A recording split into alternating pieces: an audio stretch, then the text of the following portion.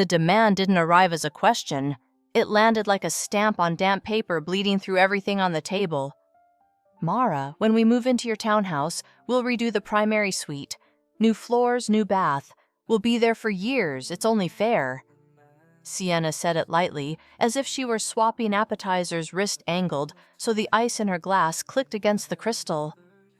Across from her, my parents stacked their nods the way they've always stacked the dishes automatically with a practiced neatness. The dining room held its breath. My brother Daniel leaned back with the ease of someone whose requests rarely meet resistance. He watched me from behind his Cabernet, as if he already occupied my staircase, my hall closet, my mornings. Those south windows get terrible glare, Sienna added, slipping into a tone of expertise borrowed from magazines. But imagine the light for a nursery, and the built-ins will paint them a softer white. I slid my napkin across my lap and found the crease I'd ironed into it earlier. I'd planned the menu, the timing, the matching plates, the rosemary clipped from the pot on my balcony. I had planned everything except this, the familiar choreography of the Quinn family answer key. Daniel states my parents affirm I make room. Mara, darling, my mother said, laying a hand over mine. Her perfume lifted something sweet and old into the air. Your brother has a family now. Think of the baby. Stability. The word floated soft as lint and lodged itself in my throat. My father cleared as more practical. 2 adults, a child on the way. Space matters. You're agile. You get along. There's a tightness that starts between the shoulder blades when you are told politely repeatedly that your life can be rearranged around other people's decisions. It's the tightness of being furniture. I am 34, and I build houses. Not palaces, not glossy towers, stubborn, breathable places where doors close and roofs hold. I started with one listing no one else wanted, and a spreadsheet that made my eyes ache. 5 years is a long time to live on coffee red lines and quiet. You measure progress in nicked knuckles and extension cords. In nights, the bank app won't refresh. In meals that are soup because soup forgives mistakes. The townhouse they were treating as an heirloom is work I stitched out of hours no one saw. There were months of 3 jobs, dawn-site checks, and borrowed boots. Noon calls in a shared workspace. Midnight estimates at a kitchen table held together by clamps. I paid the first mortgage draft with a cashier's check that made my palms sweat through the ink. I learned where to stand in the framing so you can feel even in air the weight of a wall. Daniel never visited the site. He sent thumbs-up emojis to pictures he didn't scroll through. My parents love the montage of my life, not the mess, the closing photo, the ribbon, the shine that sits on sweat like a disguise. The color in your living room is depressing. Sienna went on flipping her hair. We'll fix that too. I saw a sage on TikTok, everyone's doing it. I looked at the room as if it belonged to someone else. The ladder-back chairs, the fern that never thrived but refused to dye the water ring I never managed to sand out of the table. My mother's bracelet caught the light, a neat constellation around her wrist. Somewhere in the pipes, the heater clicked awake. What my family likes to call luck. I know by its true names. Overtime, refusal starting anyway. They love Daniel with the gleeful ease of a favorite story. With me, they love the idea of me, the helpful sister, the spare room, the spare patience. It is a particular kind of erasure to be praised for how little space you take up. Mara, be grateful you can help my mother. Said the words polished by years of use. It isn't like you're doing anything with all those rooms. There are a dozen ways to take a cut and carry on. I have used them all. Change the subject. Pour more wine. Laugh like you agree. Stack the plates. Take the smallest slice, say you understand. You become good at borrowing your own voice. I steadied my fork on the edge of the plate until it stopped trembling. When I asked, "Are you moving?" my voice sounded ordinary. It surprised me. Sienna's relief arrived as a grin. "Next Saturday. We booked the movers. Oh, Mara, thank you. We already boxed the kitchen stuff." I measured the nursery wall for a mural paper cranes. It'll be adorable. Next Saturday, as if weeks of my life could be lifted by other hands and tipped into a truck. Daniel raised his glass in approval. My father leaned back satisfied. My mother's smile had the softness of mercy she thought she was giving. I reached for the water. The glass was colder than I expected. Condensation slid down my knuckles, darkening the linen. The simplest movement steadied me, set the glass down, fold the napkin, breathe. In my bag, hanging on the chair behind me, there was something else. I thought about its weight. Paper has a heft money can't mimic. It makes a specific sound when you lay it on wood. 5 years of learning to carry what mattered without showing it taught me how to wait out a room. People feel quiet with the stories they prefer. In our family, the story was always the same. Daniel is the son. We orient the furniture accordingly. On the wall, the clock ticked with a steadiness that felt like an instruction. I set my fork down and slid back my chair, careful not to let the legs scrape. The sound in the room collapsed to the hum of the light and the murmur of the heater. "Mara," my mother said gently, eyes bright with the relief of problems solved by other people. "You're a good girl." She meant it as a blessing. It arrived as a label folded over my mouth. I stood and reached for my bag. The strap had left a shallow dent in the wood of the chair where it hung. Inside, tucked behind my planner, was an envelope the color of unbleached flour. I pressed my thumb to its edge and felt the smooth ridge of the seal. Paper does not care how many times anyone has called you expendable. Paper only cares whether you sign. I sat again. The envelope lay across my knees like a thing I had grown. I kept my hand on it for a breath, then another. Daniel tipped his chin at me, indulgent, prepared to be thanked. I drew the envelope up, laid it beside my plate, and smoothed the flap with 2 fingers. Around us, the hum of the pendant kept on unchanged. Outside, a siren wound down into distance. Sienna's glass chimed faintly as she set it on the tablecloth. No one spoke. The room seemed smaller, the table longer, the edges of everything suddenly in sharper focus. "Since we're talking about rooms," I said, ordinary, "again, there's something you should see first." I slid the envelope across the table, a small, pale raft on the dark wood, and waited for someone to claim it. Daniel reached first, because of course he did, pinching the corner with the same casual entitlement he used on car keys and remote controls. The seal gave a clean, fibrous sigh.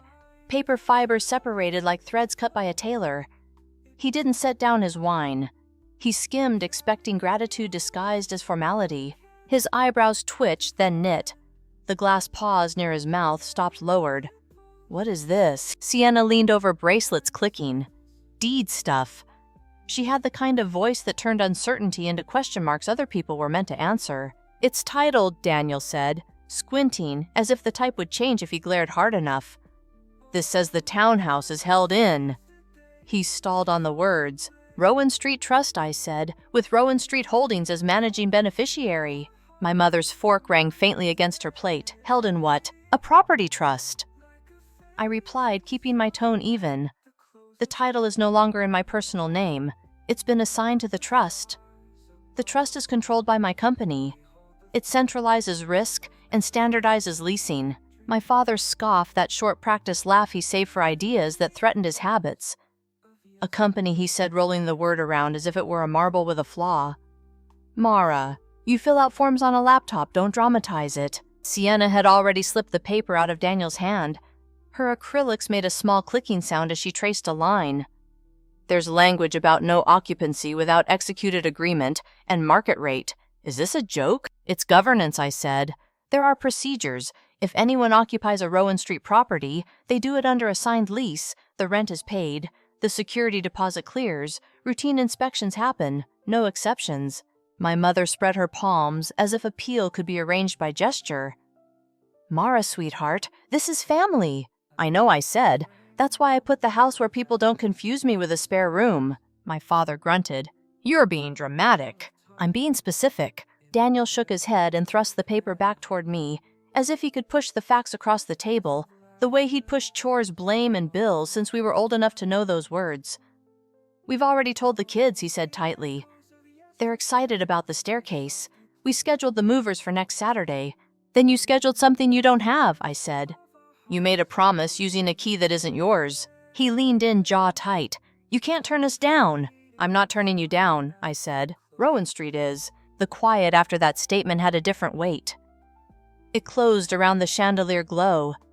It found the ticking clock and made it louder. Sienna let out a small laugh that wasn't laughter. "You can't hide behind a name you made up." "I'm not hiding," I said. "I'm working. And the name isn't made up." My father peered at the header, again lines on his forehead deepening as if the type itself were an insult. Holdings, he read, mocking. Next you'll say you have employees. I do, I said. He barked out another laugh and reached for his glass. Assistants you pay by the hour don't count. They count when their hours keep pipes from freezing and roofs from leaking, I said. They count when lenders call and when the city inspector doesn't return email. They count when a young couple loses a job and we need to restructure a payment plan that lets them stay. Listen to her, he said to my mother, smirking. She says we. She's one of those people now. My mother's voice softened into pleading. Your brother's family needs a safe place, Mara. What kind of sister refuses a nursery? The kind who knows what a nursery costs when it's built out of someone else's walls, I said. Sienna's smile flattened. You're punishing us. No, I said.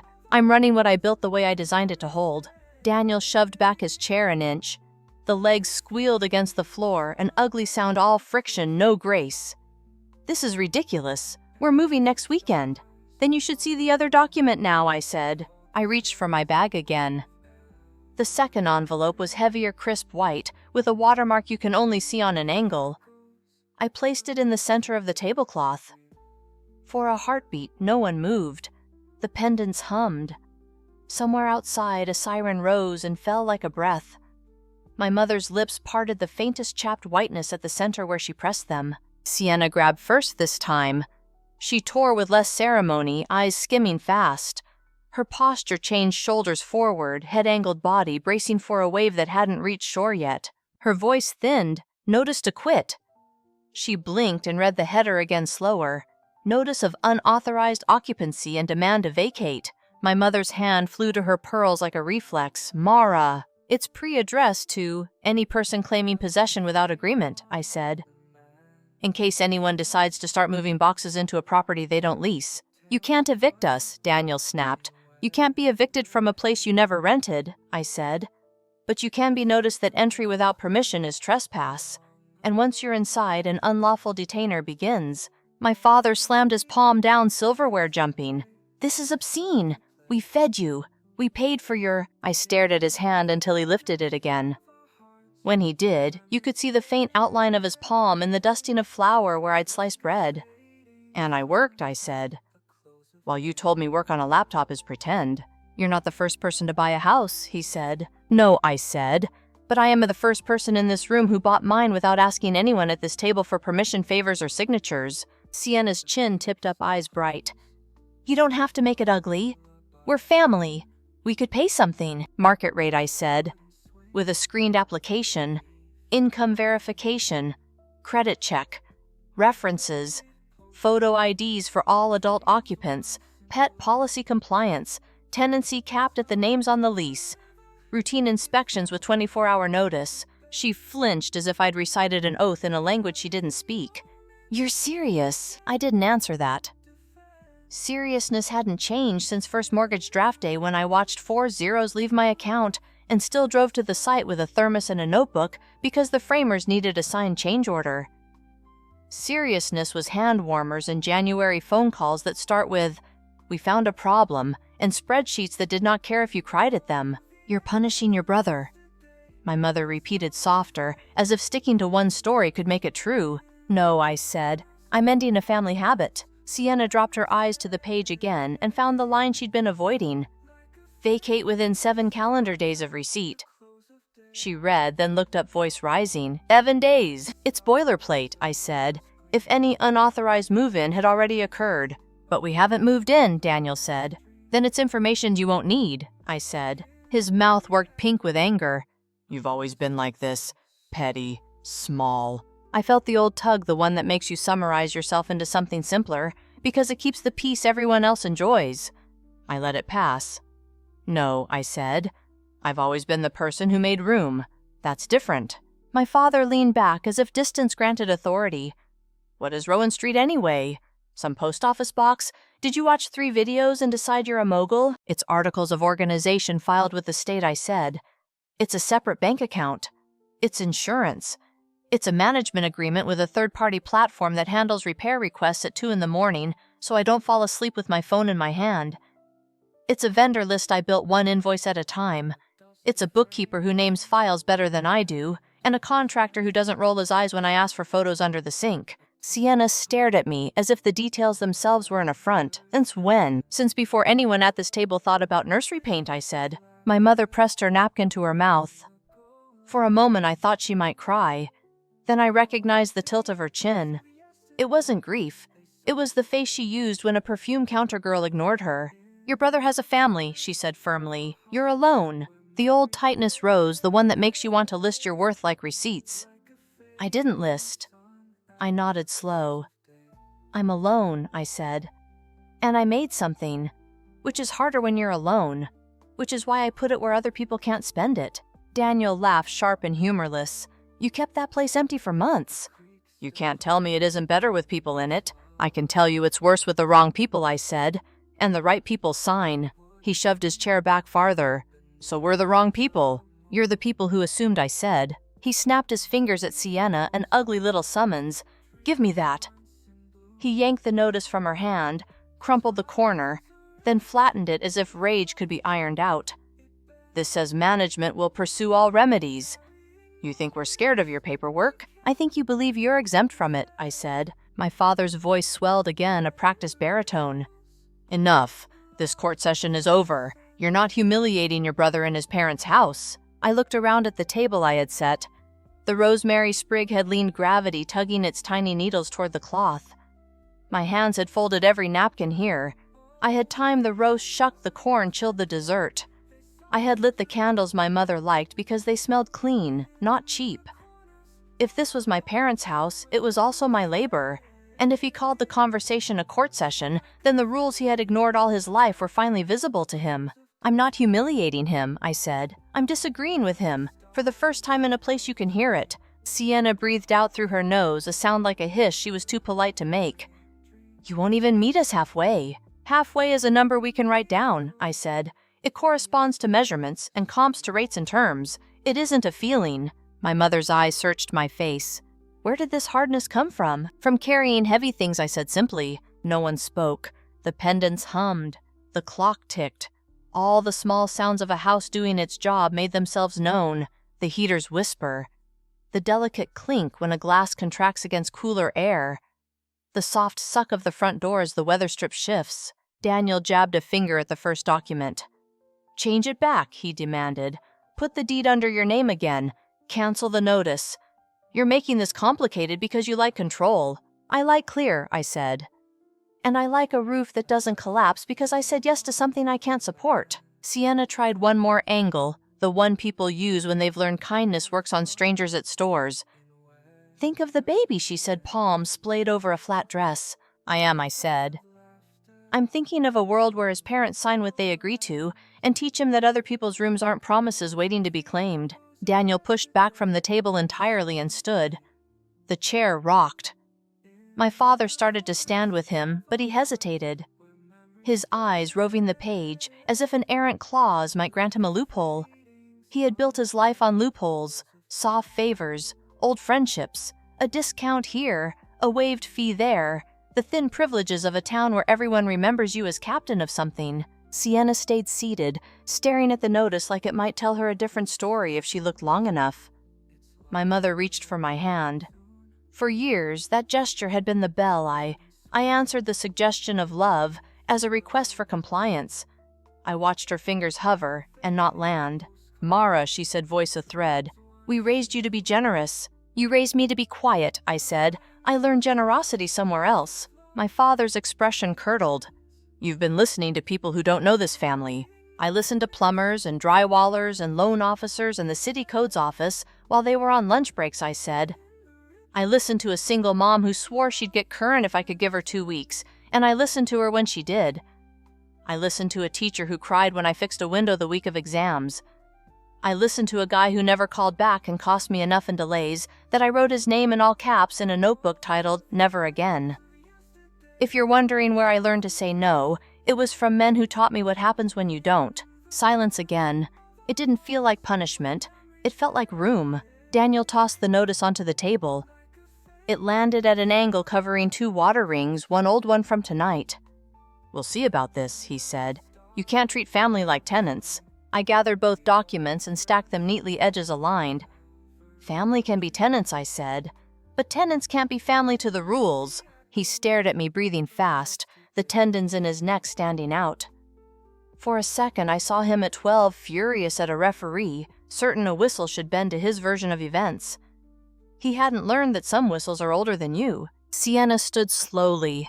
Her chair legs made a polite sound, gliding rather than scraping. She smoothed her dress, squared her shoulders, and reached for her purse, with the economical grace of someone who understands a social exit is both retreat and pose.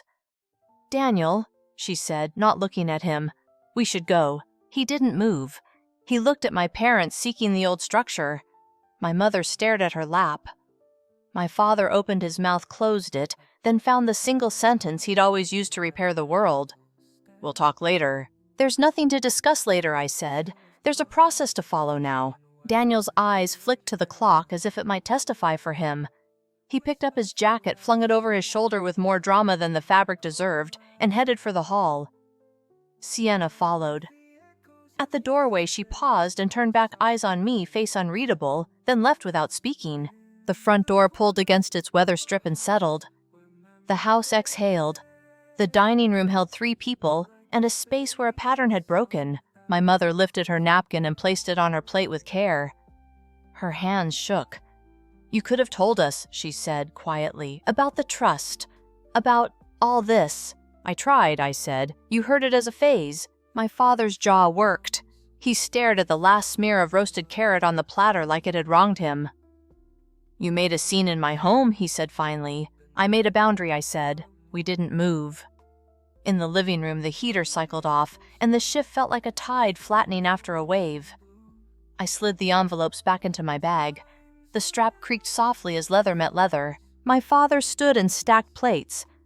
It was clumsy, unnecessary, loud.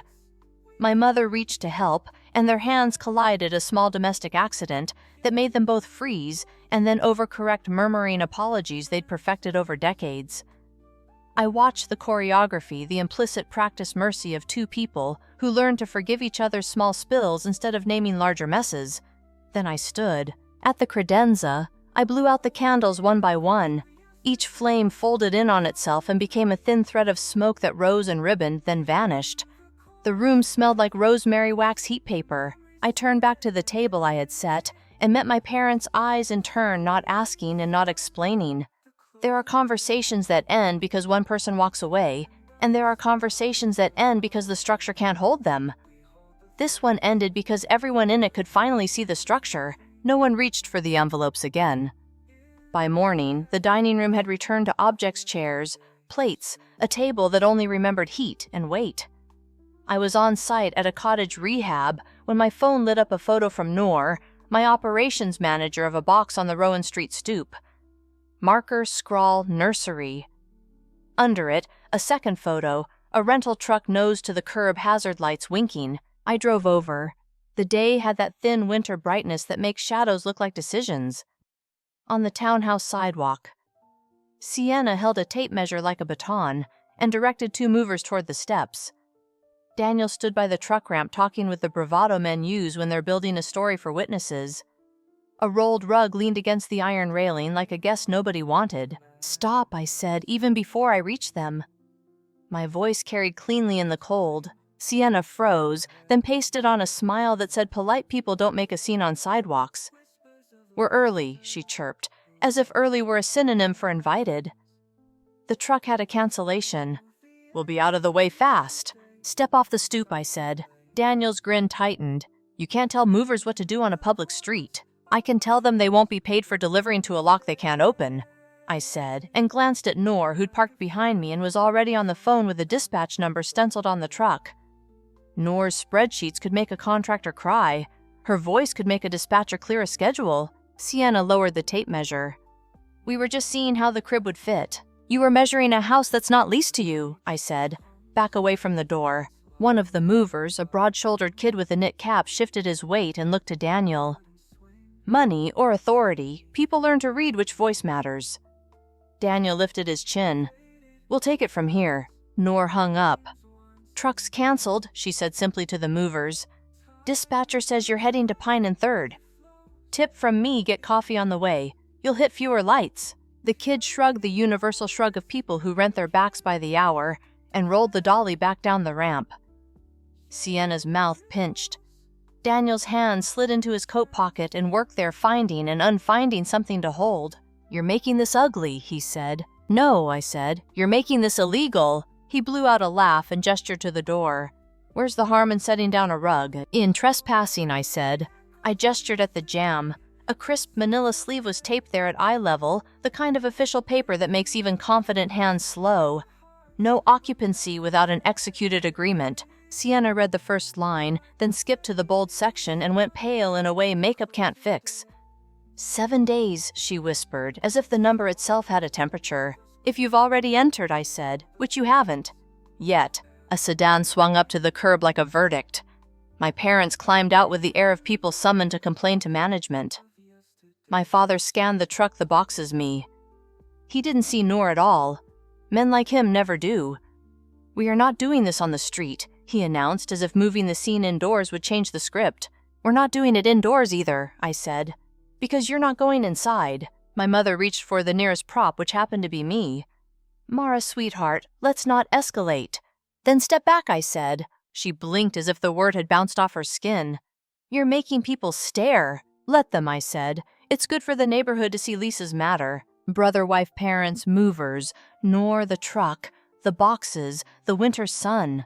For a moment, it all looked like a diorama labeled family pinned under glass. I slipped my bag off my shoulder, opened the clasp, and took out a folder the color of a dark coin. The edges were weather tight, the kind of material you can clean with a cloth when someone spills coffee. Gold foil named the tabs, properties leases. Rent roll vendors reserves. Daniel smirked. "What's that, your scrapbook?" "Portfolio," I said. "Rowan Street's picture book." I opened to the properties tab. Inside were photos taken head-on with the kind of honest lens that shows the patched places and the good bones, a row house with a stubborn lintel, a post-war ranch whose porch steps had learned patience, a carriage house whose eaves remembered birds. Addresses, purchase dates, recorded instruments, insurance certificates. The names look like a town map when you see them all at once. My father snorted. "You printed websites." I slid out a page from rent roll. There were numbers that don't smile, unit IDs, scheduled, rent collected, rent delinquency credits, applied security deposits held in trust at a bank with a logo my father respects. "Websites don't audit," I said. Noor, calm as a metronome, held out a staple of monthly statements backing me with a quiet drum of totals. "December reserves on hand," she said, tapping a line. "CapEx set aside for window replacements at Gable Court. 2 vacancies, both with applications pending. Average days to turn at 19, down from 28. We're piloting a new cleaning vendor, cheaper better." Sienna reached forward before she could tell herself not to. "How many addresses is that?" I turned another tab. The page was a grid of addresses in small squares. You could count the squares, but your brain does something else when you see them. It recognizes pattern. "Enough that I don't sign texts during dinner anymore," I said. "Enough that the work has weight, even if I'm sitting at a table." My mother tried to smile, found something like awe, then covered it with offense. "You should have told us," I tried. "I said and did not add, you praise pictures, not structure." Daniel jabbed a finger toward the folder like he was closing a car hood. "You're trying to impress us with printouts because you like the sound of your own authority." "No," I said. "I'm showing you that the rules I wrote weren't invented to keep you out. They keep everybody safe, including people you don't see." He rolled his shoulders. "We can pay. I told you." "You told me you'd take care of it," I said. "That's different, and you'd have to qualify." He laughed. "I make more than you." "Gross versus net is not a personality," Noor murmured like a weather report. Daniel turned on her. "Who are you?" "Operations," she said, which is to say the person who gets yelled at when people skip steps. Sienna's attention slid to me again. She was shaking now, a small motion she tried to hide by tightening her jaw. "We can qualify," she insisted, and there was love in the insistence, and there was fear. I closed the properties tab and flipped to screening. A checklist lived there and a policy. "We use a third-party service," I said. "Income 3 times rent, clean eviction history, credit minimum references that pick up." Those things are not moral judgments. They are predictors of whether you can hold your end. Sienna swallowed. What's the minimum? 680, Noor said. Lower with mitigating factors like documented savings or a co-signer with stronger history. But then deposit adjusts. Daniel made a sound that had less laughter in it than he wanted. You think I'm below 680? I don't think I said, and took out a thinner file, the kind that doesn't make a sound when you move it, because paper has learned, too, how to keep its breath. I kept it close to my body out of reach. When you asked me in August if my place was free for a while, I ran a soft check on the address history I had for you. That's legal. It flagged charge-offs on a personal line and 2 60-day lates on a card you never bring to dinner. Sienna's gaze snaps to him sharp and startled. That more than anything changed the weather. Don't, Daniel said to her the word brittle as a chipped plate. To me, you had no right. I had responsibility, I said. To my bank, to my buildings, to the people whose roofs I promised wouldn't leak. My father's voice gathered itself and fired like a starting pistol. This is disgusting. You're embarrassing your brother in front of his wife. Daniel embarrassed himself in front of his lender. Noor said, before she could check the impulse, she didn't apologize. I didn't either. My mother's eyes filled the way rain finds the lowest point. Mara, she whispered, as if the syllables themselves might make a different daughter appear. Please. I looked at the stoop at the scuff the dolly had left on the third tread at the tiny shadow the tape notice made on the paint. I looked at the movers who were trying to look like air. I looked at Sienna, whose hand had left the tape measure and found her own wrist. I looked at Daniel, who had always gone first because someone taught him that order before he had language for it. You're not getting inside, I said. Not today. Not on Saturday. Not until an application clears and the lease is signed and the deposit posts. Not because I want to win, but because the door swings on hinges that don't know your last name. My father took a step toward me the way men move when they think a body can outvote a boundary. Noor didn't move at all. Don't do that, she said quietly, and the quiet worked. He stopped. Sienna drew a breath that sounded like surrender, and something else that hurt. We can go, she told Daniel, her voice flat like she'd rehearsed the line once in a mirror and hoped never to use it. There's nothing here today. He stared at her, then at me, then at the folder. Anger looks big. Exhaustion is heavier. He lifted his hand, let it fall. You're proud of yourself? He said. No, I said. I'm tired of being grateful for being stepped around. A white van eased to the curb. Mr. Avery, my electrician, hopped out with a coil of wire and a toolbox that sounded like a drawer of spoons. 10:30 service call for the panel check, he said, then took in the tableau and adjusted his cap. Bad time. Perfect time, Noor said, already moving to the side door.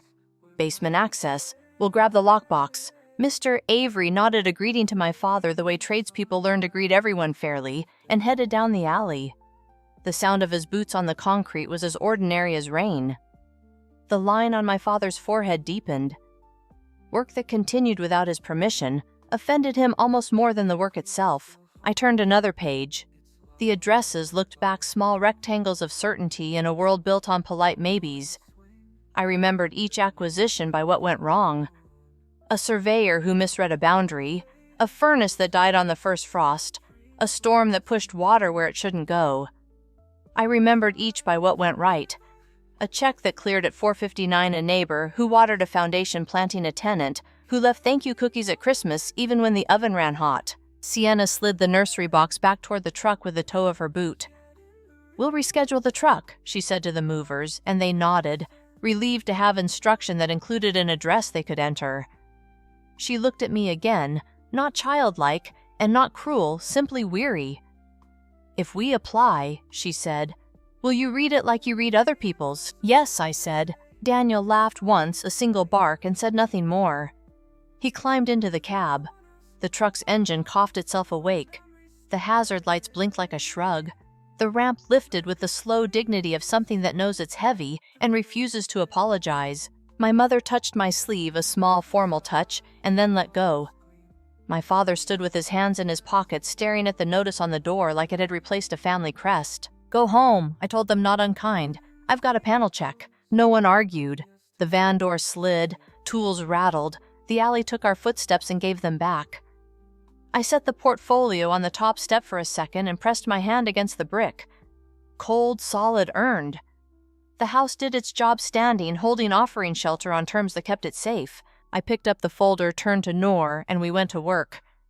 By dusk, the panel check was done, the breakers labeled in Noor's careful block hand, the metal door eased back into its frame with the right kind of click. I was wiping grit from my palms when my father's text arrived, office. Now. No punctuation, just the old tone that expected walls to part. Quinn Hardware Distributors lived in a brick warehouse 2 blocks off the rail spur, a long rectangle with windows that had learned to squint. Inside, the front office smelled like dusted ledgers and lemon cleaner. Plaques lined the wall, soft focus snapshots of past donations, a photo of Daniel at 16 with a trophy and a haircut he still believed in. My mother sat rigid in a vinyl chair. Daniel stood by the door with his arms crossed so tight his forearms whitened. My father was behind the desk under the bank's calendar, a thick ledger open and blank. "We are not continuing yesterday's spectacle," he said. "You are going to walk me through undoing whatever you did to that deed. And then you're going to apologize to your brother." I set my bag on the chair beside me. "I can walk you through something I said." He pushed the ledger toward me, as if paper itself could command. "You think a trust makes you clever. This business has seen men cleverer than you and me both. It keeps going. Businesses keep going when the numbers hold," I said. "When they don't, something else happens." Daniel let out a brittle laugh. "She printed out her feelings today. Wait until you see the cover." I opened my bag and slid out a sleek black folder banded with a narrow gold strip. The room absorbed the color. The fluorescent lights took a long blink. The folder wasn't heavy, but it changed the air like a barometer does when weather turns. I laid it on the desk and turned it toward my father. "What is this?" he asked. "Not a website," I said. "Documents." He peeled the strip with the stubborn care of a man who hates to look uncertain and hates more to be seen looking it. The top page was plain, notice of change in control, Quinn Hardware Distributors, Inc. Below it, a line of names and percentages that redrew a family story in numbers. Rowan Street Holdings, LLC sat first. 2 smaller LLCs followed Cedar Span and Ashen Brick Partners, quiet things that never needed to meet a holiday table. He stared, then flipped. A stock purchase agreement, a pledge agreement, a UCC-1 filing stamped by the Secretary of State clean as frost. A covenant summary from the bank, noting the breached ratios, the line called the block of shares sold in a private sale to settle terms. "No," he said softly, and then louder, anger growing like a stain. "No, this is incorrect." "It's filed," I said. "Your lender initiated the sale when the debt service coverage fell below the floor you agreed to. There were 3 buyers in the room. 2 were funds that wanted your inventory and your customer list. The 3rd was me through vehicles that didn't have my last name on them." My mother's hand went to her mouth. Daniel leaned over the desk and jabbed at the page as if punctuation might bruise. "You had no right to—" "I had the money and the paperwork," I said. "Rights come dressed like that here." He swallowed hard. "You stole it." "I bought it," I said, and set a small stack of wire transfers beside the folder, dates lined like fence boards. Piece by piece, when the bank offered tranches, you could have read the notices. You didn't. You could have asked your lawyer about the cure periods. You didn't. You could have cut expenses and stopped putting dinners and gas on the company card. You didn't. My father looked from the wires to the filings, and something old and practiced drained from his posture like someone had let air out of a past self. He found another page and read the bottom where the signatures live. The name there was mine. Twice, once as manager of Rowan Street, once as authorized officer of Quinn Hardware Distributors, Inc. He lifted his eyes. They were the same eyes that used to catch me lifting a hand truck wrong, the same eyes that used to soften when I brought him coffee at open. Now they did not soften. "You came for my work," he said. "I came for the invoices that weren't going to be paid if someone didn't," I said. "For the vendor whose wife sent cookies every December, and whose check sat in this drawer for 8 weeks while you waited for a good month.